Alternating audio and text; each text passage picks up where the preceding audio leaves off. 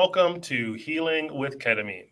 I'm your host, Dr. Cassius Drake, and we welcome you back to our podcast where we discuss healing and transformation, spiritual growth and personal transformation, and everything that it takes to be a happy, whole, and complete human being. We have a special show for you today. We have with us a special guest calling in from California today, who brings his experience and passion for personal transformation, for growth, and for inspiring people to reach new heights of endeavors. And we're excited to have Dr. Antonio Harrison with us today. And so, Jacqueline, I know that you and Dr. Harrison have done a lot of work on mindfulness and personal transformation. And why don't you introduce Dr. Harrison to our audience and get this conversation going? Love to introduce them. Well, first of all, welcome everyone to our podcast show, where we do talk about healing and transformation, and it's real. It's happening right around us. And our guest today is he's in it. He's changing lives left and right, and I've seen it, and it's absolutely incredible, the work that he's doing. And it's a beautiful combination of kind of what we do as well with mindset and mindfulness and meditation. And then there's a little bit of fitness in there too. So that is actually how I met Dr. Harrison, and we have become pretty close friends because of all the different cool things that we're really into, and it's a lot of cutting edge cool stuff. So without further ado, welcome, Dr. Harrison. And I will say most of our viewers will probably recognize you as Coach Doc.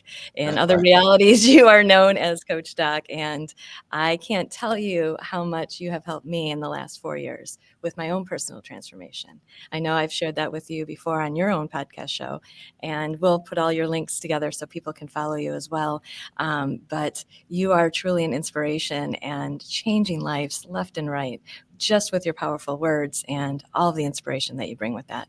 It's incredible. You have helped me through some really interesting and very tough times in my life. And you and I have talked about that in the past, and I'm forever grateful for that. And I am more than excited for the world to see more of you on this show. So welcome, my friend. And I'm glad because it's cold here. So you're probably bringing some sunshine with you. Well, thank you both. It's cold here in Michigan, let me tell you. So thank you both for having me. It's an honor. And as soon as I had the opportunity, I said, of course, I'll hop on and would love to have a conversation. You guys are doing great things over there. And to be a part of it, I'm honored and grateful. So thank you for having me. Yeah, thank you so much for being here. So Antonio, I know you bring your background in behavioral science. You have a PhD in behavioral science, and I know that you're also a coach and a high school football coach, as well as a husband and a dad, and as well as a speaker. So we like to talk about our work is all about change and growth and transformation. And I know you bring a special passion for mindfulness and meditative work. And we'd love to hear your take on how you found those techniques and tell us a little bit about how you've used that in your life for your own personal growth. Actually, it was never anything I was raised with or practiced or knew anything about. It happened just by circumstance. I was an athlete all my life, and I got the opportunity to play college football, 4-year starter. I just thought sports was going to be it forever. And then my senior year, I had a really unfortunate knee injury, cast it hip to toe, 9 months, took 1.5 years to walk again, 2 years to fully run. And playing sports from the age of 4 all the way to 21, my identity was so tied into being an athlete, I didn't know myself outside of that. So when it was stripped away, here I am 21 years old trying to now answer the question, who am I without sports? Mm-hmm. And that's when I started to, there was a brief time during that recovery and physical therapy where it wasn't the greatest for me mentally, physically, emotionally.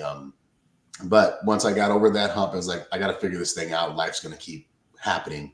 Yeah. It's when I started, I want to check out this meditation technique. I'm going to read these things. I'm going back to school. And I just started to kind of curate my own experience and realize I didn't need to follow anyone's blueprints, but I could take those blueprints as a jumping off point and go, I like this piece, not so much this. I really enjoy this.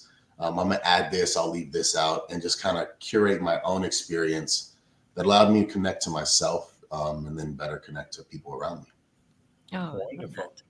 I often find that people have interesting stories on how they find their way to mindfulness and personal transformation. Often something happens. You had an injury, and then there's often a moment in which you say, "I need to do something." Yeah. What was that like for you when you said, "This isn't working. I need to do something different." And I'm curious how mindfulness found its way to you. I would say it actually found its way through the physical. When I was finally able to just simply move, I was a full-time second grade teacher. I was working 3 nights a week, graveyard shift as a front desk clerk at 24 Hour Fitness. And I was a bouncer at a club on the weekends. And it wasn't, the money was nice and I needed it to live in the state of California to have these jobs. But I just didn't know what to do with myself. And my body physically burnt out. I mean, you can just imagine that schedule.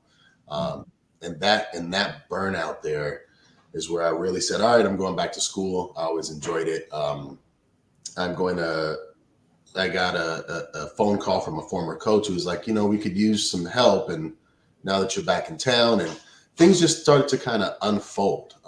And so, yeah. And then you started, and that's when you found decided I need to start making some changes here and found your way back. And the interesting thing too was, as I started to make those changes and take a look at myself, I realized a lot of that work had already been done because of the way in which I grew up. Right. I look back and realize there was a lot of time I had to spend just with me and getting to know me and taking care of me. So there was a connection to self that a lot of people don't really have and are searching for. I already had it. I just didn't have a connection to things beyond or outside of me. Yeah, tell us about that connection to something higher than you, because we find that finding that connection to that something else is based the heart and soul of our work at the Drake Center, and certainly with our work with the transformative potential of psychedelics and ketamine, of opening that transformative space. But we also say that there are other doors to transformative spaces. So how did once you started changing how you thought, how did you find that showed up in your life? What did that open up for you? Well, talking about the way of the butterfly, one of the most interesting ways in which it showed up was after my wife and I found out we were, expecting and we were going to have our first kid. We ended up moving into one home and then quickly into another. Excuse me.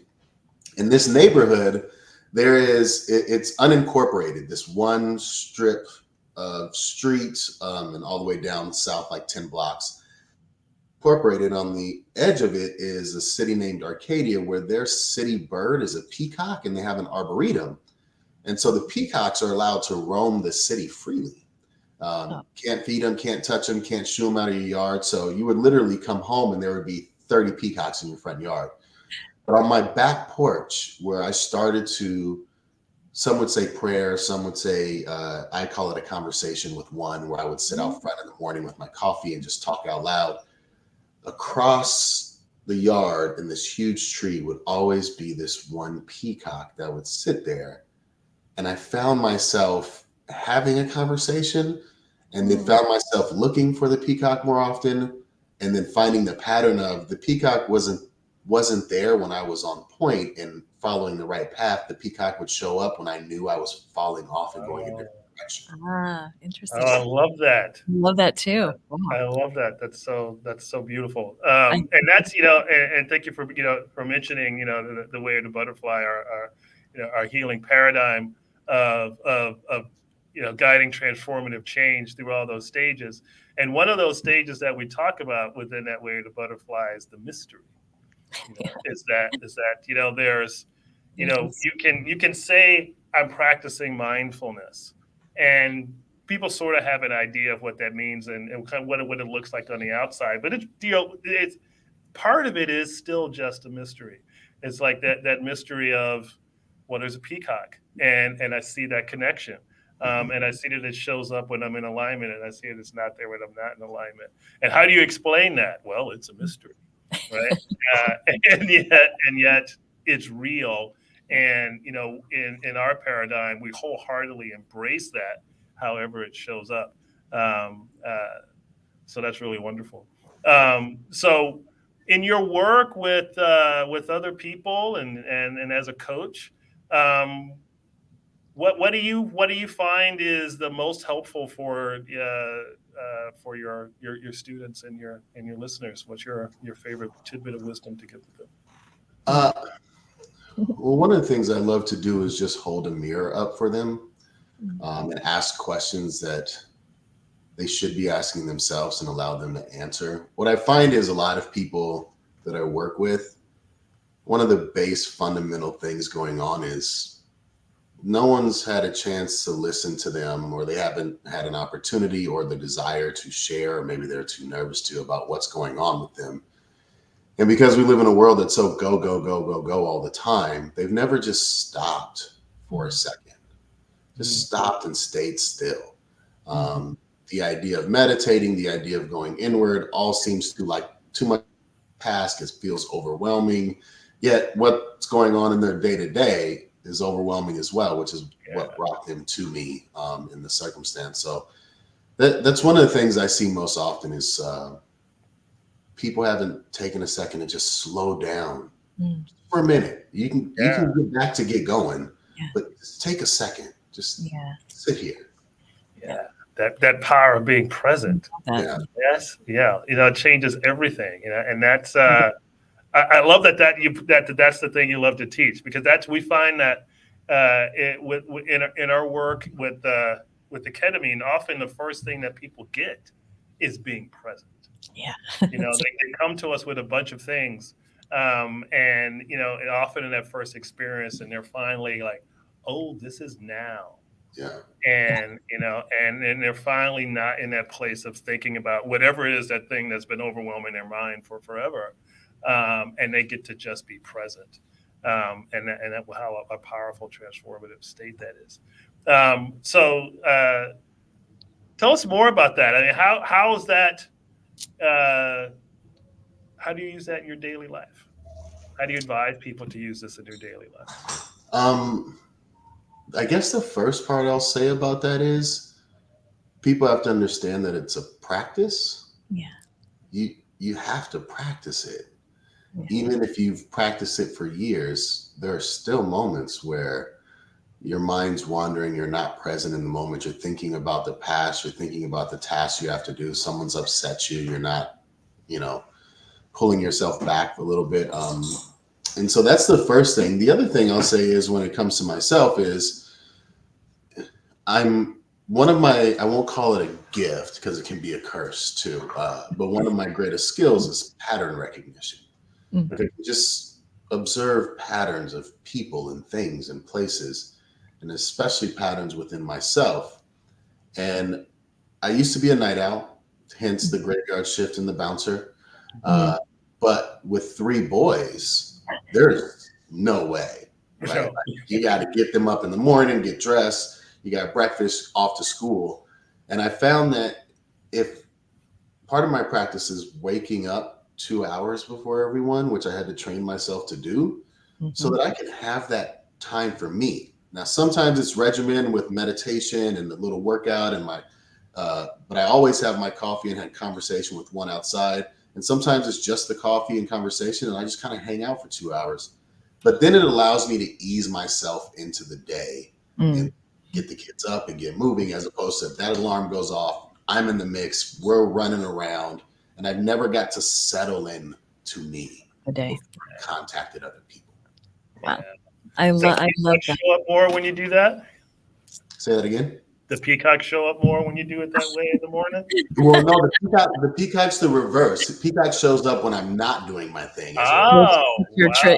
it's your That's an interesting visual, right? You're paying too much attention to yourself like a Mhm. peacock at the moment. Oh, that's interesting. I didn't even put that together. Wow. Oh, I love it. I love how, when, signs and those things show up in that way that are so meaningful in that, that unique way just for you. And that message is just for you. So, thank you so much. So in your work with people, in your experience, what makes a successful personal transformation? What are the characteristics that help somebody do this successfully?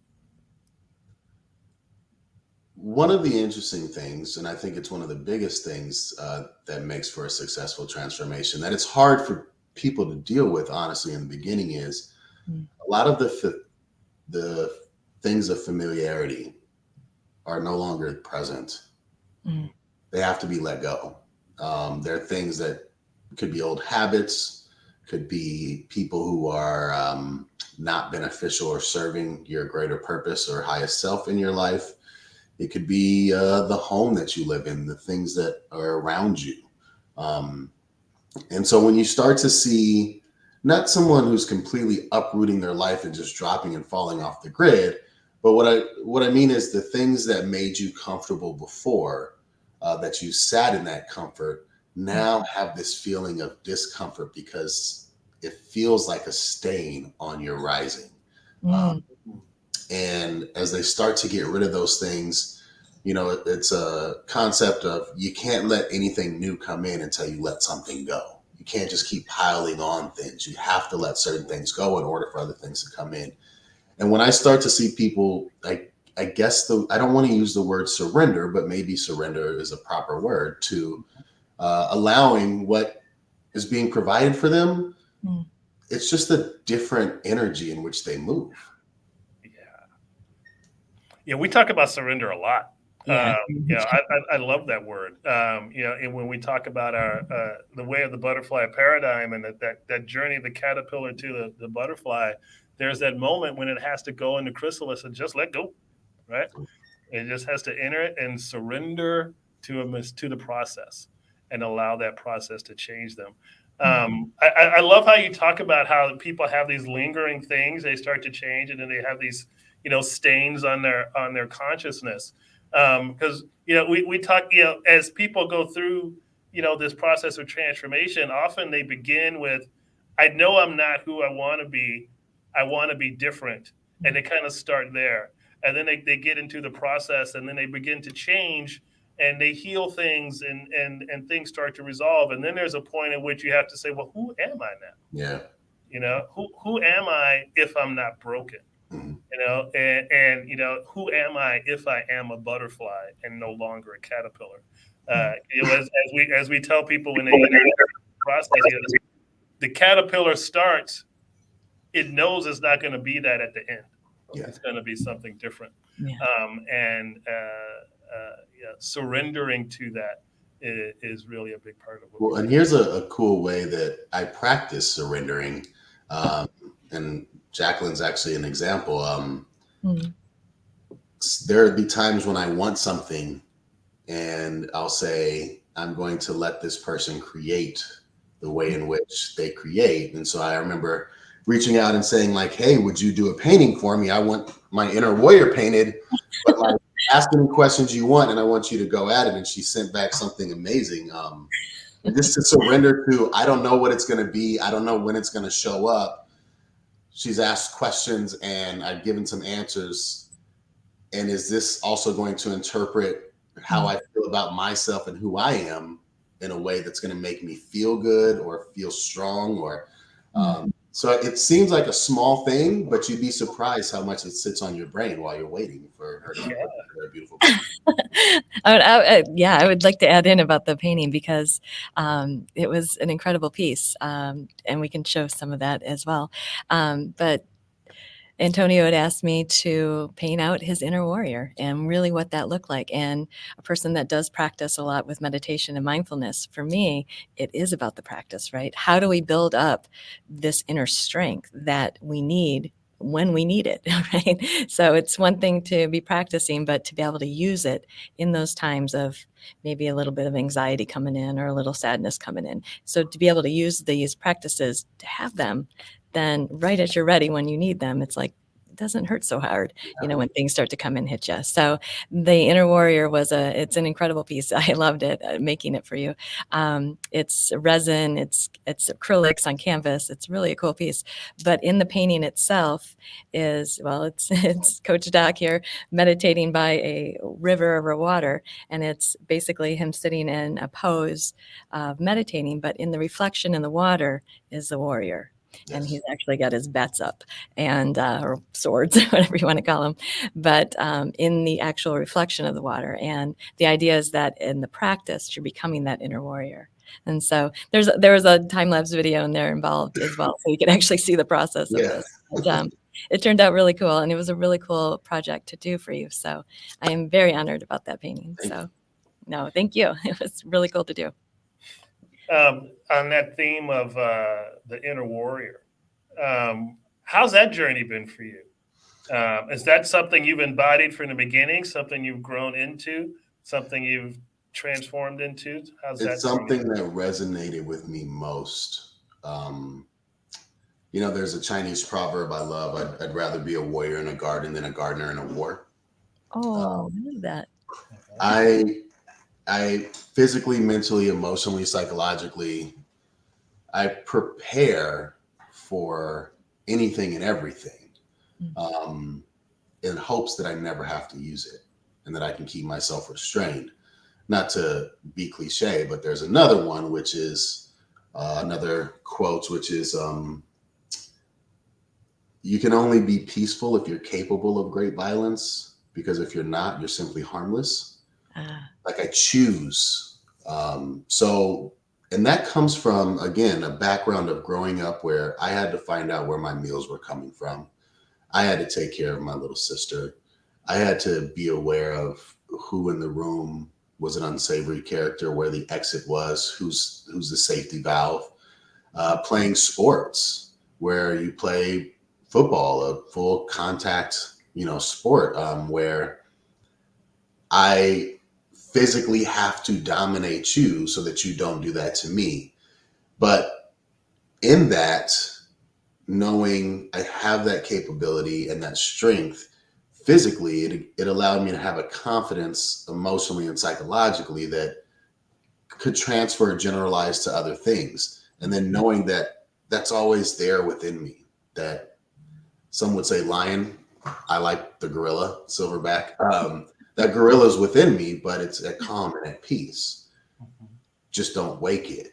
But if you do, I have a choice of how that thing responds. And I know that can sound a certain way to people, but it allows me to maneuver through the world without fear of others or fear of circumstances or fear of anything, because there's nothing really that bad that, from what I've gone through in my life, if I could have gone through that as a child, there's nothing else. I don't see anything else I can't handle. And that's just a strength I feel from within that allows me to maneuver the way I do. Love that. That's wonderful. Thank you. Absolutely. It's incredible. That's an incredible story. There's people who come from backgrounds like that and don't find that safety that you have found. What do you have to say to them? People who come from challenging backgrounds where they had to be the protector and still looking for that sense of being protected or cared for. I think one of the hardest things to realize for folks who've had troubling upbringings or backgrounds is you're not alone. Like, your experience is unique to you, but there's so many people who have gone through something similar, if not the same, or even something different, but had the same emotional response. But you can feel very alone. and I recognized quickly, which was a key for me, was relationships. Like I put all of my currency in relationships. Mm. So when I look back to growing up, it was me and my little sister. Mm. Like, and though I was the protector for her, her love was the protection for me. When I got into middle school, it was me and my two best buddies that I still know to this day. That I was at their house, they were at my house. There was never a moment of I have to go at this thing alone, even though sometimes I felt alone. I always knew that that relationship with this person who I believe truly loved me for me, that allowed me to have that security. So I feel a lot of people who feel that or who go through that and don't come out the other side all the way, a huge part of that is recognizing you're not by yourself and that you need to be able to have a connection with someone and find that if you don't already have it, or recognize where it is amongst your current situation. Yeah, wonderful. Yeah, Mhm. thank you. So that's finding that connection is we find when people land in a place of connection with something inside themselves that gives them a sense of safety, whether it's the love from another person or a love from a divine source, that is transformative. Thank you so much. I'm really loving where this conversation is going. Yeah. One thing I wanted to, to shift gears a little bit. When you get to the point, you've done some growth, you've done some healing, you feel like you've grown and some changed, and then you reach a point where you feel like, you know what, I think I have something to say, and I would like to share my insights, and that could be really really challenging, right? When there could be a lot of imposter syndrome. Who am I to speak my truth? How do you handle that if you struggle with that at all?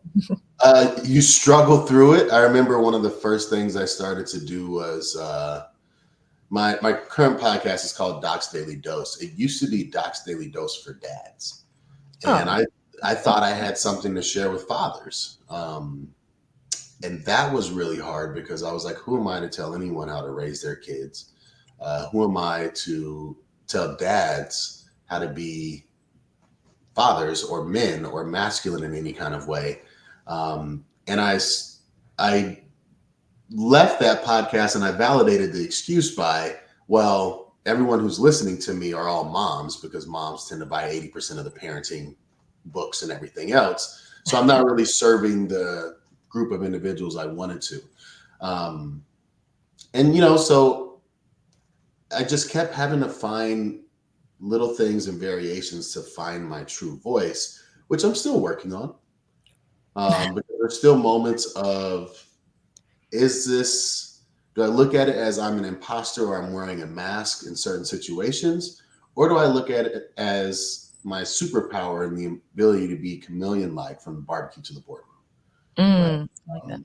Is that something that I have that other people don't, that is actually beneficial to me because it allows me to be here or be in a boardroom or turn around and go to a barbecue with my friends from the neighborhood, and you get not a different me, but a different side of me, that's for sure. Right. And so just learning to accept who I was a little bit more. And I think the other part is doing your best to not have a perceived assumption about what people think about you, or the Yeah. fact that they aren't even thinking about you, because 99% of the time they're not thinking about you. Again, very difficult, but it's where you have to go, that person could care less about me right now. This is all within me. Like that's all in my head. Well, I love that people are able to hear your insights wherever. It's an incredible experience, especially listening to you all over the world, really. And I say that just because it is kind of cool all the different areas that you have branched out to share your message. It's been incredible to watch you do all this. Thank you. You know what's interesting is the latest, I guess, form of imposter syndrome is, I got my oldest boy is 14. I just turned 40, and I know that that's not old per se, but I find myself in rooms now where I look around and I'm being looked to for answers as the old guy in the room. And it's been I mean, the last season I coached, I looked around and realized, oh, I have more playing and coaching experience combined than years you've been alive. Right. And so it's this, well, do I speak from that? Do I now have to speak from a place of elder wisdom? Or can I still be in the fold with the cool guys that know what's going on in the culture? Um, Yeah. and just being comfortable with being like, all right, this is the slot that I fit in right now for these individuals. Well, I can guarantee with boys, you're going to be in the cool culture no matter what, because I hope they're going so. to keep you in line with what's cool, Dad. Let me tell you. And they will clearly tell you and your wife what's not cool. For sure. We get And that a lot. they don't listen to that wisdom either. That's for sure. No. Right? No. Ours are 19 and 15. So, what do we know? That's I love that. So, this has been wonderful. So, as we're starting to come to the end of our time here, I always like to ask people who have engaged in processes of change or transformation of, whenever you start something like that, you think you have an idea of how it's going to go. And it usually doesn't look like that at all. And so I'm curious what you found most surprising about transformative change and how it looks and how it arrives. I think what I found most surprising was I had to take the game clock off. Like I had to take the expectation that it has to happen at this certain time, or I'm setting this intention that I'm going to be this thing by this year. Because what was most surprising to me is I would do these things and put all my heart and effort and creativity into them and would do them for a year or two and then go, well, no one's paying attention. I need to do something different. And I would leave and go do something else. And all of those little things that I've done, people were paying attention. It just comes back to me 5, 6, 7 years down the road. I'll get phone calls from people going, I just got a call to be on a panel for a wellness company that's their spokesperson is Dan Reno, and to be on this panel. And I go, well, where did you hear about, like, do you do the virtual meditation stuff that I do? And like, oh no, you made some meditation for a wellness site way back when, and they're now licensing them out, and we happened to stumble across it, and I heard one of yours and I had to reach out to you. And that was almost 10 years ago. Wow. Right. So I'll get calls to do a talk about some of the research I've done in health, sports, and fitness. And I published that in 2013. Right. So it was taking a time clock off of everything and going, it'll happen when it's supposed to happen. I just need to be, again, present here in the moment and let it unfold how it unfolds. I love that. I love it. Thank you for that. That's a good place to a full circle there of just surrendering to the process and let it happening in its time frame. So that's a good final point. Jacqueline, anything you want to add or we could talk for hours. I know. Honestly, I mean, everything, art, meditation, fitness, the whole thing, of course. I just want to say I'm just incredibly grateful to know you. You are an incredible human, and all the things that you're doing. I mean, the VR world, of course, is just crazy cool, but the stuff that you're doing IRL, as my kids would say, is really freaking cool too. So I'm excited for you to see what else you're going to do. And, I don't have my guns out right now, but you're perhaps the reason why I've got some incredible definition. My own transformation was pretty profound. So you are a huge part of that. And I can't thank you enough for that. Thank you. It's always surprising to me when people share a sentiment of appreciation or gratitude. Just because I was just doing what I thought, just being me and with the intention of being kind and compassionate and helpful. So it's never done in seeking out something like that. So it's always nice to get that. And Oh, yeah. I'm grateful to be here. I'm grateful to share, and I appreciate you guys for having me on. Well, I'm so grateful that you've came on, and now all of our Michigan friends here will see you on our local television station here. So Where in the mid are you? So we're Where like is it? like Metro Detroit area. Okay. Yep. So Gotcha. kind of well, where's my Michigan? Right around here. Gotcha. Okay. And so we're this station goes out to a lot of people. So Nice. and I have a feeling a lot of people are going to know who you are already, especially that follow us. The nature of our business is, I do use a lot of virtual reality for therapies and also for art, of course, creating, but a lot of meditation. And so a lot of our patients have actually been introduced to you a long time ago. And of course, I highly encourage it to just stick with it. So, and I think, for me, when I came across all of that and, my own transformation, it was finding people like you that were like-minded, that we were all on the same page of mind and body and really, doing the work out there. And I remember like meeting you and just being like, oh my gosh, yes, this is the area and space I need to be in, because this is what I'm passionate about. And I have been. And to find people, and I would say all across the world now, because we have friends from all over the world, and we work out all over the world. There is that, but to find people like that, like-minded, and to find and form communities and stuff like that has just been profound in my life. So Yes. forever Yeah. grateful for those friendships now, and forever grateful. And so thank you so much for coming on. And I know it's early out there, but thank you for bringing some sunshine and warmth to us here in Michigan. Appreciate it. Both of you. Thank you. Well, Dr. Harrison, Antonio, thank you so very, very much for joining us today and sharing your insights and your wisdom and your passion for being who you are and living your passion and living your purpose. This is what we encourage people to do, and I love your grateful response to the universe responding positively when you live your purpose. When you say yes to who you are and surrender to that, and you get over the imposter syndrome and you throw yourself out there and you do it, and people get better, and then they respond and they say thanks, and you go, Yeah. that really worked. And so kudos to you for living that out.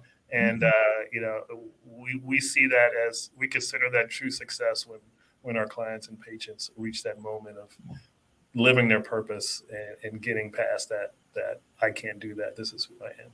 Yeah. And that's certainly a powerful message today. So, well, that's going to conclude our podcast for today. As always, we're grateful to have this time. Thank you for listening.